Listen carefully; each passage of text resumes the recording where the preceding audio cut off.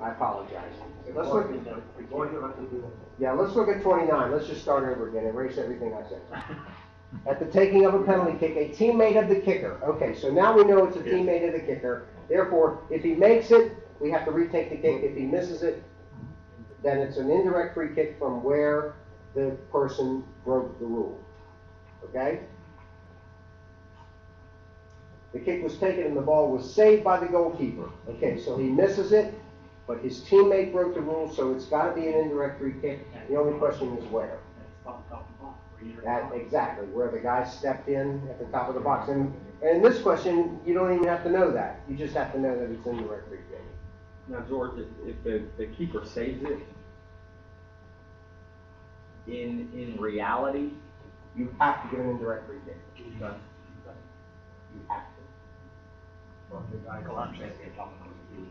It's a disadvantage. I know, and they changed, they changed this law a few years ago, 2 or 3 years ago, to this. I never did get it. No one gets it.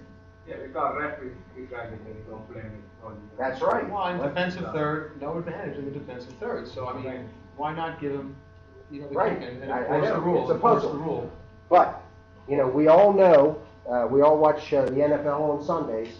Sometimes the guy will turn on his microphone. By rule, the ball is down. Okay, well, by rule, it's an indirect free kick. You just can't figure it out. There's no logic to it. It just is. That's what it is. So that's why we hope that the guy scores it from the PK, to make it simple, right? Exactly. Make it simple. Okay, we good? Okay. You guys, you need a question? I mean, I'm happy for a little translation help going on there. This is good. I just want to make sure you got it. 28. Yeah, we're going to look at 28 because I really beefed you guys up there. Okay, let's look at 28 now. At the taking of a penalty kick, a defender enters the penalty area. So now you go, okay, penalty kick, defender. That means the goalkeeper's teammate. So if the kicker scores, it's good. If the kicker misses, he gets another shot at it. He gets to try again. The goalkeeper deflects the ball over the crossbar.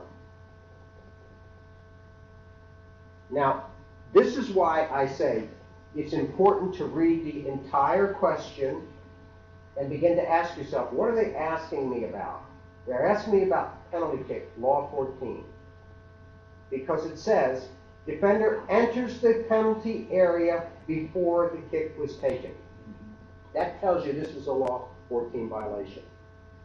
If you read it too fast, you're going to see the goalkeeper deflects the kick over the crossbar, and you're going to think, corner kick. But that's just because you didn't. See, that is irrelevant.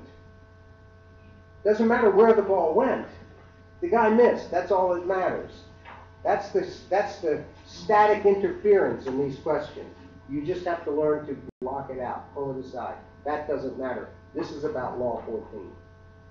Now, just a word of encouragement, there are only 17 laws.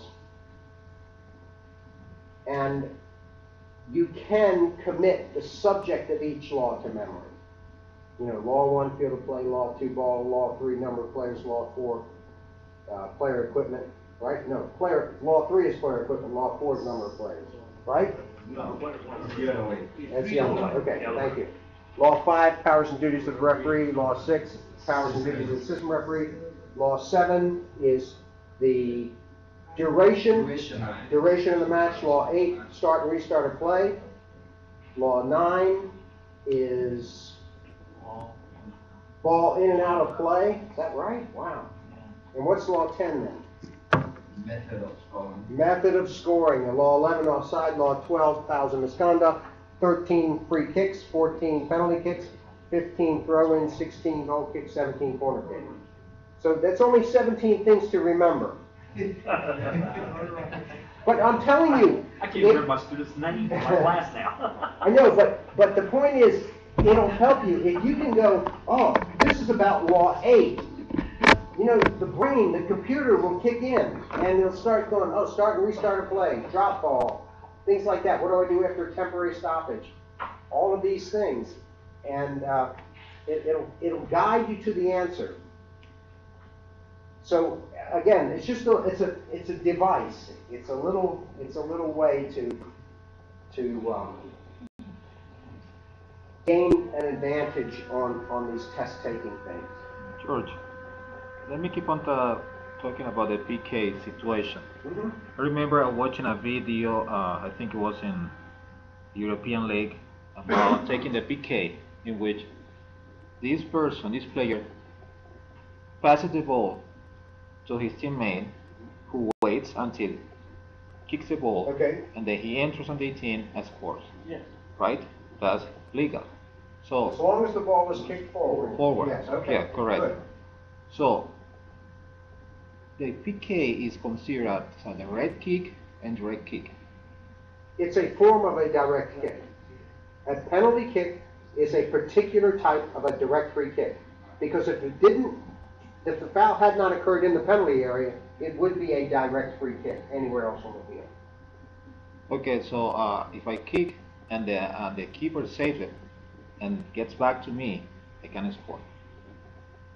Yes? Yes, correct. That if it's a rebound from the crossbar or whatever, I can't. It has to be somebody else. Correct. Okay. So that's it? That's You it. Satisfied? Yeah. Oh, that's good. That was easy. Anyways, it's on the video, so you can't tell me lies right Okay. Now, again, look at this. This is page 5, questions 25 through 30 through 29. Okay, 25 through 29. And there were some more on the previous page, but again, I'm just coaching you on taking the test now. So when you turn to a new page, just kind of look down it and see, okay, look, 25, 26, 27, 28, 29, all the same subject. Corner kick, goal kick, penalty kick, etc. So again, that just sort of gets your mind. We don't have to worry about player uniforms. We don't have to worry about offside. We don't have to worry about fouls and misconduct.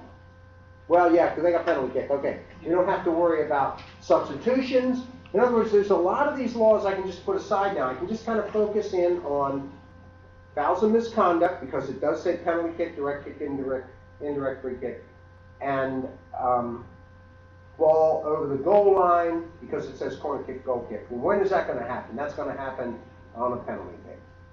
So you understand what I'm saying? It allows your brain to relax, because there's things now you don't have to concern yourself with, at least for these 5 questions.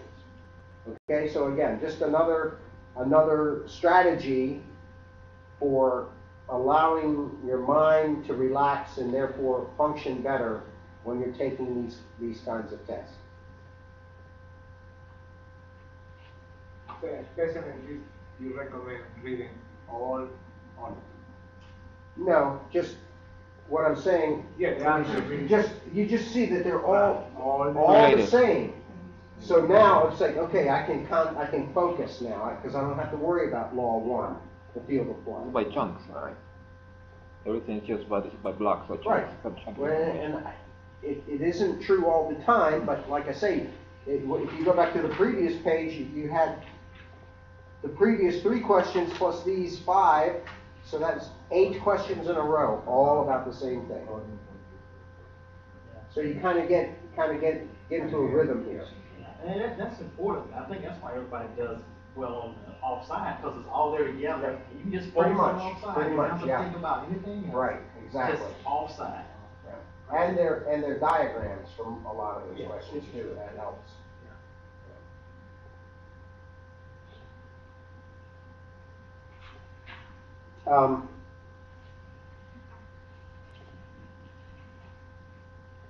Okay, turn to page 6 and look at question 42.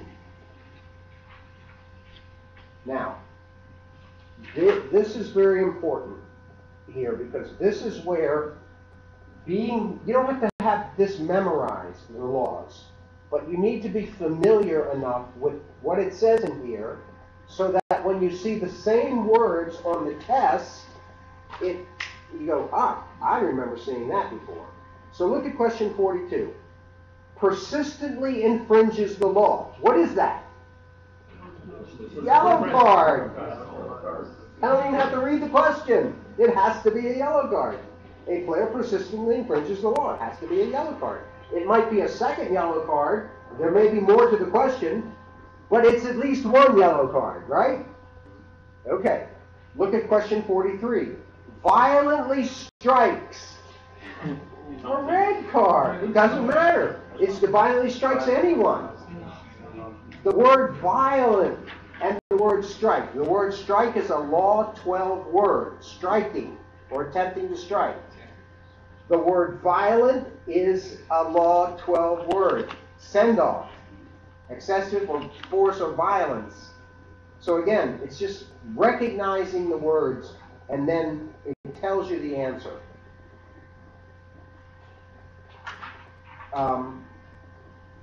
Look at question 44. You have to turn the page. Tackles carelessly. Just a foul. Thank you, Danny. Just a foul. Because the word carelessly, you already know the answer. Now all you have to do is locate it. Which is it, A, B, C, or D? Okay, I love that careless, reckless. It just makes it so easy. Careless, reckless, and excessive force. Exactly. Violent or excessive force. The other, and I'm not sure if I'm going to.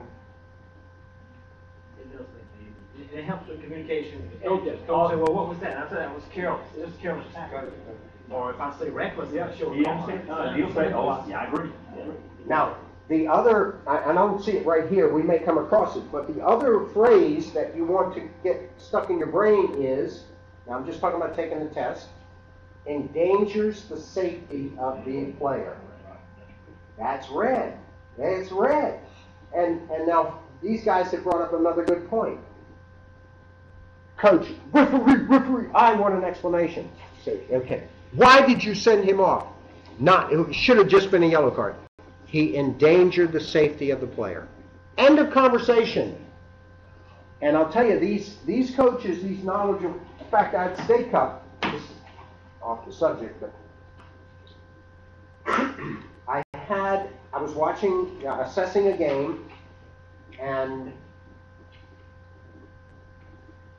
a foul was committed in the penalty area by the attacking team, so the goalkeeper's team had a free kick inside their own penalty area coming out, and the goalkeeper kicked it to his teammate who was also in the penalty area. Well, now, any free kick that starts inside the penalty area must leave the penalty area before the ball is in play. Were you on that game? No, that was that Thomas boy. Nice, sharp guy. Oh, I was so proud of this young AR. So he raises his flag and gets the referee's attention and says, of course he had to do a little bit of verbal explanation. Ball never left the penalty area. So the referee correctly said, okay, retake the kick. So I'm standing over here and there's two spectators. Oh, everybody's screaming. No, it wasn't a goal kick. It was just a foul. All of these spectators screaming at the assistant referee. So one of these guys comes up to me and says, isn't that right? That because it was a foul, it didn't have to be. And I said, well, actually, sir, no. I said, the assistant referee was correct, and they have to retake the kick. And then I quoted the law to him. I said, any free kick that starts inside the penalty area must leave the penalty area for the ball to be in place. Well, end of conversation. Well, standing next to him was his son, who was a grown man as well. And he said, I have my B coaching license. I was like, ooh, pretty impressive. Yeah, you don't just go buy those at Walmart. And he said, I had to pass a test on the laws, and I didn't know that. And I thought, I was so proud of our referees, because I thought, dude, that's good. Yeah, because this 22-year-old referee did know it, and this B licensed coach didn't. But, again, being able to use the language of the law, my point being, if you're talking to an A or B licensed coach, and you repeat back the same language as is written in the book, they'll recognize it and they'll think, I can't get anywhere with this guy. Yeah, he knows the law. Whether or not he saw it clearly, he knows why